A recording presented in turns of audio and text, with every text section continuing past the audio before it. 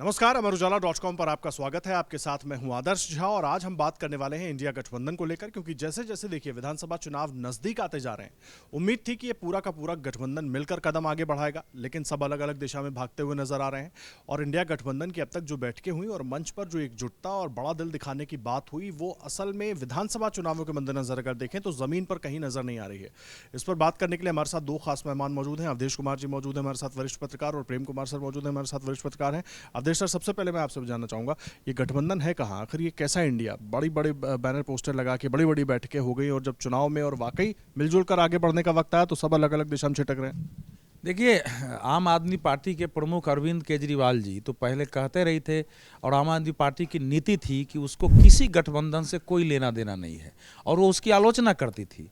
लेकिन इस देश में जब भ्रष्टाचार के विरुद्ध जो कार्रवाई हुई, सीबीआई की, ईडी की कार्रवाई हो रही है, कोर्ट में मामले चल रहे हैं, तो उसके बाद इनके पास कोई चारा नहीं रहा।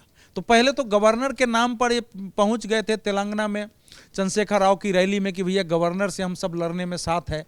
तो ज़्यादातर जो इसमें है, इन सब नेताओं को ये लगता है कि भाई नरेंद्र मोदी को हराना हमारी प्राथमिकता है, अगर नहीं हराएंगे तो राजनीति का अस्तित्व तो छोड़िए, शायद जीवन का अस्तित्व भी जेल में काटना पड़ा। अनेक नेताओं पर केस है, चाहे पार्टी के प्रमुख नेताओं पर केस है, छापे पड़ चुके हैं।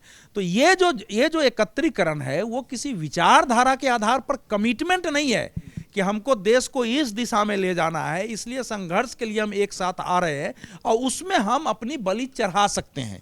अगर विचारधारा की लड़ाई है, देश को कहीं एक दिशा में ले जाना है, आपकी दृष्टि में भारतीय जनता पार्टी उस विचारधारा के विपरीत है, देश को दूसरी दिशा में ले जा रही है, तो उसके लिए तो प्राणपण से लड़ने की तैयारी होती है। तो जब विचारधारा नहीं होती है, केवल आपके व्यक्तिगत स्वार्थ, सामूहिक स्वार्थ दल का या परिवार का, और राजनीतिक स्वार्थ होता है सत्ता में आना, तो उसमें आंतरिक एकता नहीं होती है। तो गठबंधन में हर दल ये चाहता है अभी भी कि विधानसभा चुनाव से ही हम अपनी एक ताकत दिखा के रखें, ताकि आगे एक ये भी कारण, ताकि मोल भाव में भी लोकसभा चुनाव में भी अगर सीटों का बंटवारा हो तो उसमें हमारी ताकत थोड़ी बनी रहे। तो वो स्वार्थ की लड़ाई है, वो रहेगी आईएनडीआई के। अब उसी हिसाब से आईएनडीआई को अपनी रणनीति बना के लड़ना है। लेकिन कोई कहे कि आईएनडीआई एकजुट है, वो एक यूनिफाइड फोर्स है, वो न्यूक्लियस की तरह बिल्कुल वो ये एक केंद्र पर घूम रही है, तो ऐसा गठबंधन आईएनडीआईए नहीं है। हां, एनडीए जरूर ऐसा गठबंधन बना है, उसमें अभी तक इस प्रकार की कोई टूट फूट और इस प्रकार का कोई विभेद सामने नहीं आया है। ये अहम बात आप कह रहे हैं, लेकिन मैं एक चीज जो बात उठाई अवधेश सर ने, वो भी उस पर भी बात करेंगे, लेकिन पहले मैं ये समझना चाहता हूं, गठबंधन एकजुट करने की बात हुई थी, बनाने की बात इसलिए हुई थी क्योंकि नरेंद्र मोदी के खिलाफ खड़े होना था। कम से कम राजस्थान और मध्य प्रदेश का जो अभी हम हाल देख रहे हैं बीजेपी के मद्देनजर, नरेंद्र मोदी के चेहरे पर लगभग लग रहा है कि चुनाव होगा। तो ऐसे में इंडिया गठबंधन कहाँ है, क्यों नहीं एकजुट हो पा रहा है, या क्यों अखिलेश यादव को यह कहना पड़ रहा है कि ठीक है हम इंडिया गठबंधन में हैं, लेकिन समाजवादी पार्टी का भी तो कुछ है? आदर्श जी, अगर विधानसभा चुनाव नरेंद्र मोदी जी के चेहरे पर बीजेपी लड़ने जा रही है तो ये उनकी मजबूती नहीं है, ये उनकी कमज़ोरी है। तो इसका फायदा इंडिया भी नहीं उठा रही ना सर? हाँ, उसके आगे हम आते हैं। उसी तरीके से इंडिया गठबंधन इसलिए नहीं बना कि 5 विधानसभा राज्यों में चुनाव हों और कांग्रेस अपनी सारी सीटें बांट दें, इसके लिए इंडिया गठबंधन नहीं बना है।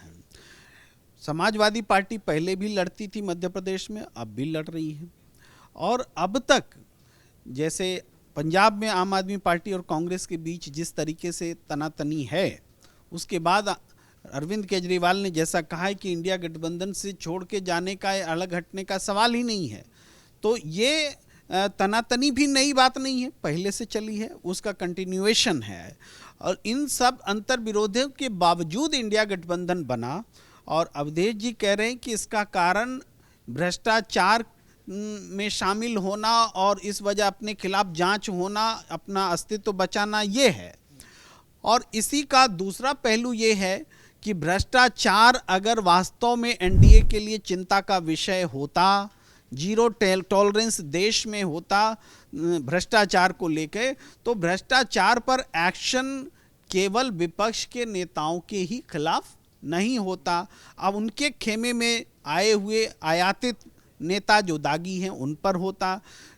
जो सीएजी की रिपोर्ट्स हैं, उस रिपोर्ट्स के आधार पर भ्रष्टाचार की जांच होती, चाहे आयुष्मान योजना है या किसी में भी एक में भी भ्रष्टाचार के खिलाफ लड़ते हुए बीजेपी दिखती नहीं है। भ्रष्टाचार के मामले में वो सिर्फ विपक्ष के नेताओं को जेल में डालती हुई दिखती है। तो ये जो लड़ाई है वो भ्रष्टाचार के नाम पर जो उन पर जुल्म किया जा रहा है उसके खिलाफ लड़ाई है कि संघीय ढांचे में विपक्ष को स्टेट लेवल पर नेस्तनाबूद करना, इसके लिए ये लोग एकजुट हुए। आपकी बात में मान गया, लेकिन मेरा एक बड़ा सीधा सा सवाल है, इंडिया गठबंधन में सामंजस्य जो नजर नहीं आ रहा है उस पर मैं सीधे तौर पर जानना चाहूंगा कि ठीक है, आप कह रहे हैं कि भ्रष्टाचार के खिलाफ है, तमाम मुद्दों के खिलाफ है, लेकिन आप बैठ के करते हैं, बैठ के करके आप तय करते हैं कि हम भोपाल में रैली करेंगे, फिर अचानक वो रैली कैंसिल हो जाती है, तो मैसेज भी क्या जा रहा है? और कई दल हैं, खास करके जम्मू कश्मीर के दल हैं, वो सवाल उठा रहे हैं गठबंधन के ऊपर कि भाई कुछ हो ही नहीं पा रहा है या हम उस तरह के बड़े फैसले नहीं ले पा रहे हैं। जो कोऑर्डिनेशन कमेटी बनी 14 सदस्यों की, उस पर भी सवाल है कि उनको कोई सुन नहीं रहा है। देखिए, हम इंडिया गठबंधन 2024 के लिए उसका लक्ष्य ये देख रहे हैं, उसका एक्शन देख रहे हैं, और बहुत सारे लोग इस 5 विधानसभा चुनाव में इंडिया गठबंधन को देख रहे हैं। अगर इंडिया गठबंधन को हम 2024 के लिए देखें तो अभी हम ऐसी कोई जल्दबाजी नहीं है, ऐसी कोई घटना नहीं घटी है कि ये कहा जाए कि इंडिया गठबंधन ने कोई गोल पाना था और उसने गोल नहीं पाया। इंडिया गठबंधन की बैठक भोपाल में अभी जो है वो तब तक ये सवाल बना रहेगा जब तक कि दूसरा वेन्यू, दूसरा डेट नहीं आता है। ये प्रश्न है कि वो कैंसिल हुआ, उसके विधानसभा चुनाव में निश्चित रूप से ये देखा गया होगा, जैसा कहा जा रहा है कि कमलनाथ जी को लगता है कि हम अपने बूते यहाँ चुनाव लड़ें तो 2024 को अभी हम पर ध्यान नहीं देंगे, हम स्टेट लेवल को फोकस करेंगे, इसलिए गठबंधन का बैठक की वेन्यू कहीं और होनी चाहिए। ये बात बोलना कि इंडिया गठबंधन कुछ नहीं कर रहा है, अभी बहुत समय बाकी है 2024 में। एनडीए गठबंधन ने क्या कर दिया 2024 के लिए? अब तक कुछ नहीं किया। सर एकजुट तो है, सर प्रेम सर एकजुट तो है, वही तो सवाल उठ रहा है ना। आप इंडिया की जो पिक्चर दिखाने की कोशिश कर रहे हैं गठबंधन की, वही नहीं दिख रही है। आप बोल रहे हैं एकजुट है, अभी तो अन्ना द्रमुक छोड़ के भागा। भाई ये इंडिया से कौन छोड़ के भागा? कोई नहीं भागा, लेकिन भागा तो एनडीए से ना, तो एकजुट तो एनडीए नहीं है। इंडिया को कैसे बोल रहे हैं एकजुट नहीं है? इंडिया में अब तक ऐसी कौन सी घटना घटी है जो हम कहें कि इंडिया एकजुट नहीं है? ये प्रश्न है। अवधेश सर, एकजुट है इंडिया जिस तरीके से प्रोफेसर कह रहे हैं, आप जरा ये बताइए। अब अगर इस घटना घटी में मुझे ऐसा लगता है कि बॉल जहां तक जा रही है हम गोल पोस्ट लेकर आगे भाग जा रहे हैं। पहले एकजुटता की बात हुई, फिर विधानसभा, फिर उसके बाद लोकसभा चले गए। असल में प्रेम जी ऐसा चश्मा लगा के रखते हैं ना, जिसमें से नहीं जिसमें उस चश्मे में केवल जो घटित हो रहा है वही नहीं दिखता है, कुछ ऐसी चीजें दिखती है जो अमूर्त होती है।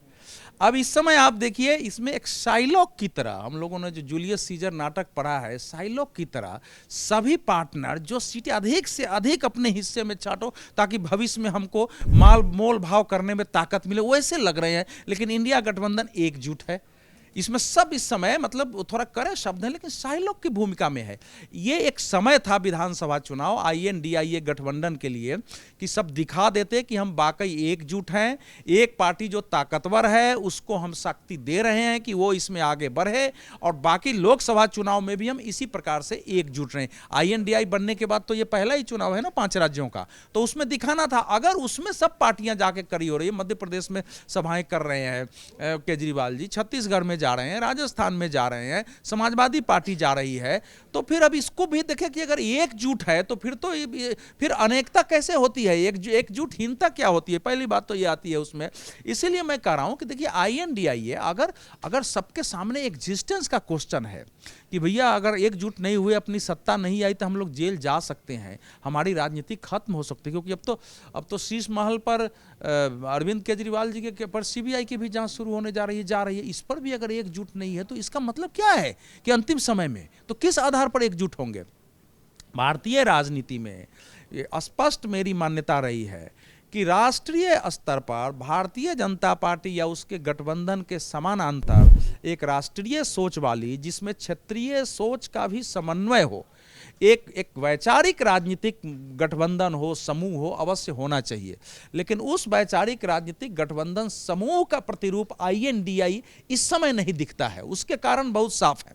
जहां तक NDA का प्रश्न है, ये बात सही है कि INDIA के गठबंधन के बाद भारतीय जनता पार्टी ने भी या नरेंद्र मोदी के नेतृत्व में ये सोचा गया कि भाई अगर ये सारे एकजुट हो रहे हैं तो ये तो नहीं हो सकता है कि महाभारत के अभिमन्यु की तरह हम अपनी जान दे दें और ये सारे भ्रष्टाचार के आरोपी एकजुट है और हमको कहते रहे कि तुम मत छुओ। इसलिए उसने चुनावी रणनीति के तहत बाकी जितने दल बाहर जा सकते थे भविष्य में उन सबको अपने साथ ले लिया है। उन दलों पर बहुत सारे प्रश्न उठते हैं, लेकिन यह प्रश्न उसी तरह है जब कर्ण पर जब अर्जुन ने संधान किया कि अब तुमको मार देंगे तो वो न्याय और सत्य की बात करने लगा, तो उसी में कृष्ण भगवान ने कहा अरे तुम इस समय सत्य न्याय की बात कर रहे हो, जिस समय अभिमन्यु गिरा हुआ था, जिस समय द्रौपदी का चीरहरण हो रहा था, उस समय तुम्हारा सत्य क्या गया था। तो इसी दृष्टि से भारतीय जनता पार्टी ने इस समय, क्योंकि अगर आप नहीं लेंगे उनमें से भी जिन पर थोड़े बहुत तो आप एक साथ सबको खड़ा कर लेंगे इस समय। तो युद्ध हारना कोई विकल्प नहीं होता है, युद्ध जीतना विकल्प होता है। लेकिन इसके बावजूद INDIA इस समय अगर ये जैसे इन्होंने कहा AIADMK, अभी भारतीय जनता पार्टी ने कोई घोषणा उसके बारे में नहीं की है, पहली बात तो यह है। और AIADMK ने तमिलनाडु में भले घोषणा की है कि तमिलनाडु में, लेकिन AIADMK आगे पार्ट रहेगी नहीं रहेगी अभी ये बिल्कुल स्पष्ट नहीं है। INDIA की तरह AIADMK के पार्टनर चलो नहीं भी है, लेकिन वहां आकर के कहे कि हम छत्तीसगढ़ में चुनाव लड़ लेंगे, हम फलाने जगह लड़ लेंगे, हम मिजोरम में भाजपा के खिलाफ लड़ लेंगे जाके, ये करने वाली वो पार्टी नहीं है जो कि INDIA। तो दोनों की उस रूप में तुलना होना चाहिए। संकट में इस समय INDIA के पार्टनर है, सत्ता से वंचित वो है ज्यादातर केंद्रों में भी, बहुत जगह राज्यों में भी। उनकी एकजुटता ज्यादा इस समय दिखनी चाहिए थी ताकि जनता के बीच ये संदेश जाता कि वाकई ये नरेंद्र मोदी के नेतृत्व वाला भारतीय जनता पार्टी या NDA को हरा सकते हैं। इस समय जो संदेश है वो इसके उलट संदेश जा रहा है कि इनके बीच अनेकता भी है, एकजुट भी नहीं है, स्वार्थ में लड़ रहे हैं, किसी को अपना नेता मानने के लिए तैयार नहीं, एक दूसरे का आपस में विश्वास नहीं है। यही सवाल है सर। पॉलिटिकल तो मैसेजिंग, राजनीति जो है वो पूरा मैसेजिंग का गेम है, और क्या आप दिखा रहे हैं, क्या सिंबलाइज कर रहे हैं, उससे जुड़ा हुआ है। आम आदमी पार्टी छत्तीसगढ़ में भी टिकट अनाउंस कर देती है, आम आदमी पार्टी मध्य प्रदेश में भी कर देती है। अखिलेश यादव पहुंच जाते हैं मध्य प्रदेश में, अखिलेश यादव कह देते हैं कि हमारी समाजवादी पार्टी की भी अपनी बात है, हम उसको भी देखेंगे, गठबंधन में भले हैं। अरविंद केजरीवाल कहते हैं हम गठबंधन से बिल्कुल नहीं हटेंगे, लेकिन उनका इतिहास भी हम सब जानते रहे हैं। अब सवाल ये है कि वो मैसेज या वो पिक्चर नहीं दिखा पा रहे ना। ठीक है, आप विधानसभा चुनाव साथ नहीं लड़ रहे हैं, लेकिन पिक्चर तो दिखाएंगे अगर आपको 2024 की लड़ाई करनी है तो। देखिए, विधानसभा चुनाव में अगर जिन प्रदेशों में हो रहे हैं वहाँ बाकी जो पार्टियां हैं, जैसे समाजवादी पार्टी, आम आदमी पार्टी, अगर वास्तव में वो सीट विनिंग पोजीशन में होती या नुकसान करने की या कोई रिजल्ट में प्रभाव डालने वाली होती, तब निश्चित रूप से ये कांग्रेस को भी चिंताजनक लगती और बैठ कर के अपने आप समझौता होता कि कैसे मिल के लड़ें कि ज़्यादा रिजल्ट मिले। चूँकि ये लग रहा है कि ये एक जनाधार बढ़ाने की जो नेचुरल प्रवृत्ति होती है पार्टी की, उसके तहत ये चुनाव लड़ रहे हैं, इनका रिजल्ट पर कोई असर पड़ने वाला नहीं है। तो हम इसको 2024, अभी तो रिजल्ट आ जाएगा, कांग्रेस की 4 जगहों में सरकार बन जाएगी, ये सारी बातें ही खत्म हो जाएंगी, इस पर चर्चा ही नहीं होगी, सीधे 2024 पे बात होगी। और यही कारण है कि इस तरीके से चुनाव लड़ने का इंडिया गठबंधन के अगेंस्ट में परसेप्शन, ये तो चर्चा बनाया जा रहा है ना, ताकि चुनाव में चर्चा, इंडिया के खिलाफ चर्चा बने। अरे विधानसभा चुनाव सर, एक बात बताइए, अधीर रंजन चौधरी लगातार ममता बनर्जी पर हमला कर रहे हैं, इधर दूसरी तरफ अगर बात करें अखिलेश यादव, अजय राय का विवाद हमने देख लिया। अब परसेप्शन ये लोग तो खुद बना रहे हैं, दूसरों को तो कम जरूरत पड़ेगी, ये तो खुद ही बनाए जा रहे हैं। देखिए, हर स्टेट में अगर सनातन पर फंसा दिया आपको डीएमके ने, ये कहकर कि इंडिया गठबंधन की बात है, बैकफुट पर आना पड़ा। नहीं, देखिए फंस गए, ये भी तो परसेप्शन बनाने की कोशिश है। कहाँ फंस गए? कांग्रेस ने क्या जवाब दिया सर सनातन पर? सनातन पर पूरी बीजेपी हमलावर है, खुद पीएम मोदी बोल रहे हैं। वो हमलावर रहे सनातन पर। देखिए, एक ऐसी चर्चा जिससे कि जनता का कोई भला होना नहीं है, महंगाई बेरोजगारी जिसमें है नहीं, उस पर लाना बारंबार, ये बीजेपी की कोशिश रहती है। सनातन पर जो भी विवाद हुआ, बयान आया, उसमें सनातन धर्म शब्द का इस्तेमाल ही नहीं है। बीजेपी ने कहा सनातन धर्म को खत्म करने के लिए ऐसा हो रहा है, और सनातन सोच और सनातन परंपरा पर चोट की गई। लेकिन इस डिबेट में जाना या हम बोलें और सफाई दें, यही तो बीजेपी चाहती है कि सनातन पर बात करो, महंगाई और दूसरे तमाम मुद्दों पर बात मत करो। ये पर क्यों नहीं बोल रहे? ममता बनर्जी, अधीर रंजन, अखिलेश यादव, अजय राय ने चुनाव जीतने के बाद, घोषी के बाद क्या कुछ कहा, उस पर सवाल उठ गए। तो देखिए, इस तरह के मैसेज भी तो जा रहे हैं। अंदरूनी कलह जो है तब बोलते हैं कि जब इंडिया गठबंधन बन जाने के बाद कोई नए तरीके का विवाद या विचार हो। वास्तव में जो पहले भी अधीर रंजन ममता बनर्जी के खिलाफ बोला करते थे, अब भी बोला करते हैं। वो राजनीति, वहाँ कांग्रेस अगर राजनीति कर रही है तो सत्ता में जो है, सत्ता के खिलाफ भी रह करके, भाई स्टेट लेवल का तो गठबंधन है नहीं, नेशनल लेवल का गठबंधन है। तो इस हिसाब से ये प्रवृत्ति रहती है। आप नीतीश कुमार जी को देखिए, जेडीयू में जब एनडीए में थे तो वो क्या इलेक्शन नहीं लड़ते थे बीजेपी के खिलाफ, दूसरे स्टेट्स में उम्मीदवार खड़े करते थे। शिवसेना पूरे देश में हमेशा बीजेपी के खिलाफ उम्मीदवार देती रही है जब गठबंधन में हुआ करती थी। तो ये बातें कि एक स्टेट की पार्टी दूसरी राष्ट्रीय पार्टी के साथ में आप पूरे देश में कहीं चुनाव नहीं लड़ेगी, ऐसा होता ही नहीं है। स्टेट ऐसा सवाल ही मैंने नहीं उठाया सर, मैं तो सिर्फ बयानबाजियों की बात कर रहा हूँ। जो मैसेजिंग देने की आप बात कर रहे हैं, जो बड़े नेताओं की बात कर रहे हैं, आप कह रहे हैं ममता बनर्जी का मैं जिक्र कर देता हूं। ठीक है, ममता बनर्जी तो पश्चिम बंगाल तो उनका गढ़ है, और अगर आपने उनके साथ समझौता किया तो पश्चिम बंगाल में तो कम से कम उनके साथ रहेंगे ना, बाकी जगह आप लड़ते रहिए। निश्चित रूप से अधीर रंजन चौधरी बड़े नेता हैं, इसलिए प्रश्न उठता है। लोकल लेवल के लीडर तो बोलते ही रहते हैं, लेकिन क्या ममता बनर्जी अधीर रंजन के खिलाफ बोल रही हैं, या कोई बड़ा नेता अधीर रंजन को फेवर कर रहा है? नहीं कर। इसलिए इसको स्टेट पॉलिटिक्स का हिस्सा मानते हैं हम। इंडिया गठबंधन और नेशनल पर्सपेक्टिव में इन बयानों को लिया ही नहीं जाना चाहिए। अभी इंडिया गठबंधन क्या लग रहा है, क्या रणनीति बनाने का इंतजार कर रहा है या सही समय का इंतजार कर रहा है? अवधेश सर, मैं समझना चाहूंगा, क्योंकि इस तरह की कोई बात कहीं नजर ही नहीं आ रही है जिस गति से बीजेपी आगे बढ़ रही है। खास करके उधर नीतीश कुमार अलग परेशान है, लालू के चक्कर लगा रहे हैं वो। देखिए, आप जिसको आप इंडिया कर रहे हो, INDI में भी एक इंडिया है, आई है, हाँ। इसलिए ये INDI, ये गठबंधन, मैं तो ये मानता हूँ उनका अधिकार है, एकजुट होना ही चाहिए। अगर नरेंद्र मोदी को हराने के लिए अकेले नहीं हरा सकते तो मिलके भी हराओ, जैसे भी हो, बाई हुक और बाई क्रुक किसी तरह से हराओ। लेकिन अब अगर मान लीजिए उनके किसी को अगर उसमें दिखाई ही नहीं दे रहा है कि एक आदमी वहाँ उम्मीदवार खड़े कर रहा है और उस तुलना उस समय जनता दल यू और शिवसेना से की जा रही है, तो आप प्रसन्न रहिए। हाँ, ये सबको मालूम है जन्नत की हकीकत, यह है ना, सबको मालूम है जन्नत की हकीकत, लेकिन गालिब दिल बहलाने को ये ख्याल अच्छा है। तो दिल बहलाने के लिए कोई कुछ भी बोल दे, यही मतलब मैसेज, संदेश क्या है? INDIA ने एकजुट होकर दिखाया कि हम एकजुट हो रहे हैं।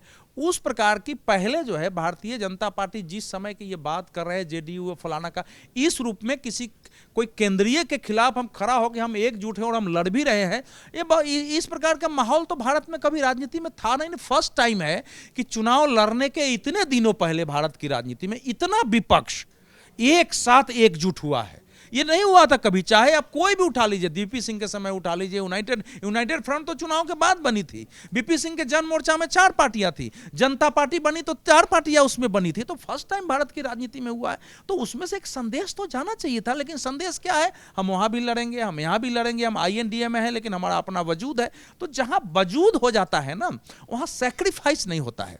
आपको एक बड़े प्रतिस्पर्धी को, जो शक्तिशाली है, जिसकी लोकप्रियता है, तो उसको पराजित करने के लिए अपना सैक्रिफाइस करने की आवश्यकता होती है कि जहां जो शक्तिशाली है उसको ताकत दो, वो चाहे विधानसभा चुनाव हो चाहे लोकसभा चुनाव हो। वो इस समय नहीं दिख रहा है, इसलिए इस पर बात क्या करेंगे? चाहे वो अजय राय के स्टेटमेंट की आप बात कर रहे थे, उन्होंने क्या कहा है वो स्टेटमेंट सामने है, अखिलेश यादव का सामने है। जैसे ये बता रहे हैं पश्चिम बंगाल में ममता बनर्जी ने अधीर रंजन चौधरी के विरुद्ध नहीं बोला है, लेकिन वहां के नेता जो है वो तो बयान दे ही रहे हैं अधीर रंजन चौधरी के खिलाफ, क्योंकि स्थानीय नेताओं की समस्या क्या है कि उनको वहां की पॉलिटिक्स करनी है। बेचारे को, अधीर रंजन चौधरी को अगर वहां की पॉलिटिक्स करनी है, वहां कांग्रेस को बचाना है, तो उसको तो लड़ना किससे है? ममता बनर्जी से लड़ना। वो जानते हैं कि यह हालत होगी तो ऐसे ही हमारी ताकत खत्म है, पश्चिम बंगाल में कांग्रेस खत्म हो जाएगी। तो वो बेचारे कांग्रेस के अस्तित्व का सवाल उठा रहे हैं। लेकिन अगर नरेंद्र मोदी को पराजित करने के नाम पर कांग्रेस अपना अस्तित्व खत्म करने के लिए कुछ राज्यों से तैयार है तो कांग्रेस ऐसा जाने, लेकिन बेचारा अधीर रंजन चौधरी तो उन्हीं का काम कर रहा है। और ये चीजें दूसरे राज्यों में भी हो रही है, क्योंकि कांग्रेस या अन्य पार्टियों को भी अपने सबसिस्ट अपने एग्जिस्टेंस का सामना करना पड़ रहा है, इसलिए तात्कालिक रूप से बन गया है। लेकिन सभी पार्टियों का स्वार्थ, सभी पार्टियों को अपना भविष्य देखता है, नेताओं का भविष्य देखता है कि अंततः हमारी अंक गणित पर ही, जो हमारा अंग, उसी पर हमारी ताकत बढ़ेगी। इसलिए मेरा अपना मानना है कि भारत की राजनीति में INDIA गठबंधन का इस समय एकजुट रहना मेरे हिसाब से कठिन है। और लोकसभा चुनाव में भी कंप्लीट तो नहीं धाराशायी होगी, मैं नहीं कहता हूं कंप्लीट धाराशायी रहेंगे, लेकिन उस समय भी बिल्कुल कंप्लीट एकजुटता वो तभी हो सकती है जब कांग्रेस जैसी पार्टी सभी राज्यों में अपने स्वार्थ को बिल्कुल खत्म कर दे, अपने अस्तित्व को मिटाने के लिए तैयार हो जाए, तभी ये INDIA गठबंधन 100% हो सकता है। अहम बात आप कह रहे हैं। एक आखिरी सवाल प्रेम सर, मैं ये समझना चाहूँगा, अब जिस तरीके से विदेश सर ने पूरा उसको व्याख्यात किया है, सवाल ये है कि आगे मान लिया विधानसभा में सब अलग अलग लड़ रहे हैं, उसके कारण अलग है जिस तरीके से आपने गिनाए हैं, उसके बाद जब एकजुट होने की बात होती है तो आर्म ट्विस्टिंग नहीं होगी क्या? जिसका प्रदर्शन अच्छा है वो ज़्यादा सीटें मांगेगा, फिर ज़्यादा बहस होगी, उस पर ज़्यादा बात होगी। अखिलेश यादव तो कम से कम घोसी के बाद ही इस तरह का सिम्बलाइज करने लगे हैं, सीन दिखाने लगे हैं। देखिए, अखिलेश यादव जी ने तो घोसी के बाद में उन्होंने कहा था इंडिया की जीत है, और इसमें अजय राय का स्टेटमेंट आया। मैं उन्हें स्थानीय स्तर का नेता मानता हूं, जो कि अवधेश जी ने सीधे कहा कि स्थानीय स्तर पर नेताओं की एक बेचैनी रहती है, जब कभी भी अलायंस होता है वो उस हिसाब से रिएक्ट करते हैं। तो उसका जवाब अखिलेश यादव जी ने दिया नहीं, चूँकि वो अपने आप को स्थानीय क्षेत्रीय दल होकर के भी राष्ट्रीय नेता के रूप में देखते हैं। तो लेकिन लोकल लीडर्स चुप भी नहीं है, लोकल लीडर्स जवाब भी दे रहे हैं।